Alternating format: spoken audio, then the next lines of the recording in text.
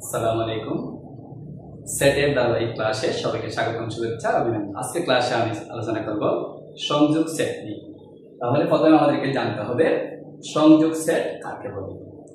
দুই বা ততোধিক সেটের সকল উপাদান নিয়ে গঠিত সেটকে সংযোগ সেট বলে। সংযোগ শব্দের অর্থ হচ্ছে কি করা? যোগ করা, দুইটি সেটকে একত্রিত করা। তাহলে সংযোগ সেটের ইংরেজি হচ্ছে ইউনিয়ন অফ সেট।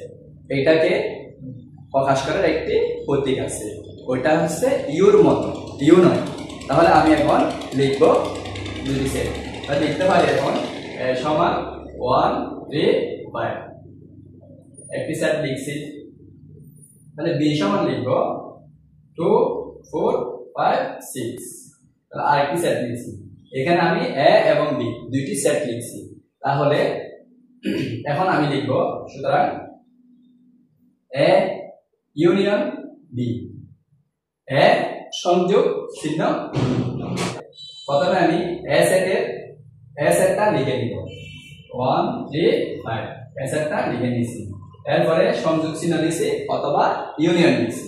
এরপর আমরা লিখব বি সেট 2 4 5 6। তাহলে এই দুইটা সেটের সকল উপাদান নিয়ে আমরা আরেকটি সেট করব, ওইটা হবে এ ইউনিয়ন বি সেট। এখানে আমরা লিখতে পারি 1 2 3 4 5 6। এখানে একটা বিষয় খেয়াল রাখতে হবে, দুইটি সেটের উপাদানগুলোর মধ্যে যদি কোনো একটি উপাদান উভয় সেটের মধ্যে থাকে, তাহলে আমরা যখন সংযোগ সেট তৈরি করব সেই উপাদানটি একবার লিখব, এটা দুইবার লেখা যাবে না। কেন দুইবার লেখা যাবে না? ওইটা হচ্ছে সেটের একটি মৌলিক শর্ত। অর্থাৎ কোন উপাদান সেটের মধ্যে দুইবার বসবে না, এটা হচ্ছে সেটের একটি মৌলিক শর্ত। এখানে এ সেটের মধ্যে 5 আছে, বি সেটের মধ্যেও 5 আছে। এই 5 সংখ্যাটি উপাদানটি উভয় সেটের মধ্যে আছে, কিন্তু আমরা যখন সংযোগ সেট প্রস্তুত করব সেটা আরেকটি নতুন সেট হবে।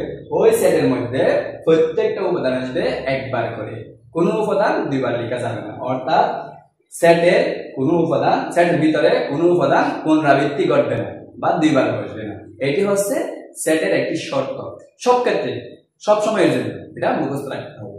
তাহলে আমি এ সংযোগ সেট বি অথবা এ ইউনিয়ন বি বের করছি কত 1 2 3 4 5 6। এটা হচ্ছে এ ইউনিয়ন বি সেট। আশা করি প্রিয় শিক্ষার্থীরা তোমরা সংযোগ সেট প্রকাশ করতে পারবে।